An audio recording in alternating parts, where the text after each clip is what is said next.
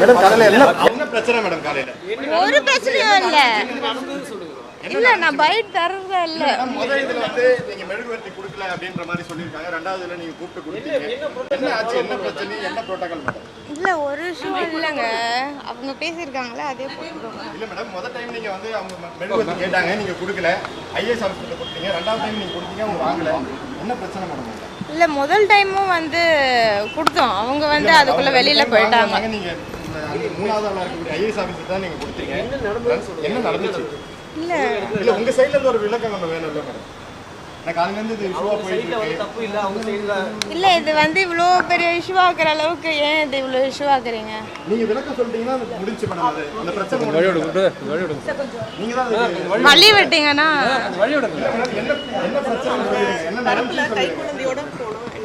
இல்ல ப்ரோ அசிங்கெல்லாம் யாரும் படுத்தலைங்க. இப்போ ப்ரோட்டோகால் படி ஒரு இன்னைக்கு ஸ்கூல் ஸ்டார்ட் ஆகுது. எல்லா பசங்களும் வந்து விடுமுறை முடிச்சுட்டு இன்னைக்கு ஸ்கூலுக்கு வந்திருக்காங்க.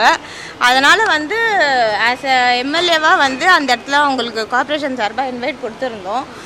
8:45க்கு வந்து ஈவெண்ட் சொல்லியிருந்தோம். 9 o'clock தான் அவங்க ஈவெண்ட்டுக்கே வந்தாங்க. ஸோ அவங்க சொல்கிறப்பல புறக்கணிக்கிறதா இருந்தால் 8:30க்கு நாங்கள் எல்லாருமே அங்கே போயிருந்தோமே. நாங்கள் ரிப்பன் கட் பண்ணிட்டு போயிருந்துருக்கலாமே. புறக்கணிக்கலையே. எம்எல்ஏ வருவாங்கன்னாங்க. அதனால நம்ம இருந்தோம். ரிப்பன் கட் பண்ணது கூட நான் கட் பண்ணுறேன். அதுக்கு முன்னாடி அவங்க வேற ஒரு ரிப்பனில் எடுத்து வேறு சிசர் எடுத்து கட் பண்ணுறாங்க. அதுவும் நீங்கள் விஷுவல்ஸில் பார்த்துருந்துருப்பீங்க. அதே போல் உள்ளே போயிட்டு குத்துவிளக்கு ஏற்றிட்டு நீங்கள் எல்லாருமே வந்து கார்பரேஷன் ஃபாலோ பண்ணுறவங்க தான் பார்த்துருப்பீங்க. குத்துவிளக்கு ஒவ்வொருத்தராக தான் ஏற்றுவாங்க. ஆஸ் எ மேயர் ப்ரோட்டோகால் பற்றி நான் ஏற்றினேன். அப்புறம் ஐஏஎஸ் ஏற்றுவாங்க. அப்புறம் எம்எல்ஏ ஏற்றுவாங்க. அதுக்கப்புறம் கவுன்சிலரோ இல்லை சேர்மன் யார் இருக்காங்களோ அவங்க ஏற்றுவாங்க. அந்த ஃபார்மேட்டில் தான் இன்றைக்கி போகணும். அவங்க யாரும் ஒரு வார்த்தை விஷுவல்ஸில் பார்த்ததுன்னா தெரிஞ்சிருக்கும். யாரும் ஒரு வார்த்தை அவங்கள எதுவும் அவதூறாக பேசலை, எதுவுமே பண்ணலை. அவங்களா வெளியில் போயிட்டாங்க. இஷ்யூ பண்ணணுமே அப்படின்ட்டுன்னு இஷ்யூ பண்ணுறவங்கள நம்ம என்ன சொல்ல முடியும்? செகண்ட் பாயிண்ட்லேயும் வந்து கேண்டில் நான் கொடுத்தேன். அவங்க பகுதி செயலாளர் வாங்கினாங்க. இது ஜிசிசி ஈவெண்ட்டு. பகுதி செயலாளர் எப்படி வந்து வாங்குவாங்க? அதனால நான் அவங்கக்கிட்ட கொடுத்தேன். அவங்க அதை திருப்பி மறுத்துட்டு போயிட்டாங்க. பிரச்சனை பண்ணோமேன்னு பண்ணுறவங்க நம்ம என்ன பண்ண முடியும்? மரியாதை நிமித்தமாக கார்பரேஷன் சார்பாக அவங்களுக்கு அழைப்பு வந்து விடப்பட்டு அழைப்பு கொடுத்தோம்.